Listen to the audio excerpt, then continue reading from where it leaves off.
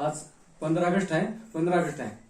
आता मागं सांगलो तुम्ही 27 जुलैला की दुसऱ्या आठवड्यात कमी प्रमाणात आहे. दुसऱ्या आठवड्यात कमीच पडलं माझं. आणि तिसऱ्या आणि चौथ्या ऑगस्टच्या तिसऱ्या आणि चौथ्या आठवड्यात पाऊस जास्त राहणार म्हणतो. पाण्याचं प्रमाण कसं आहे, जास्त राहणार म्हणतो. आता हे आज 15 ऑगस्ट पासून कसं आहे, आता तिसऱ्या आणि ऑगस्टच्या तिसऱ्या आणि चौथ्या आठवड्यात जास्त राहणार आहे पाऊस. जास्त राहणार आहे. मागे आपल्याला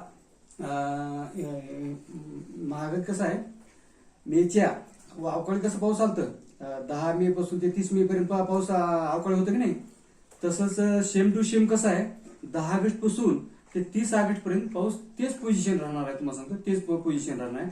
आता हे या 20 दिवसामध्ये तुमचं 10 ऑगस्ट पासून ते 30 ऑगस्ट पर्यंत तलाव होळे कुठे सगळे भरणार आहे तुम्हाला सांगतो. पण जून आणि जुलैमध्ये आम्ही का टाका नाही व्हिडिओ, तेव्हा पाण्याचं प्रमाण नव्हतं म्हणून आम्ही टाका नव्हतं. तुम्हाला सांगतो जून आणि जुलैमध्ये पावसाचं प्रमाण नव्हतं.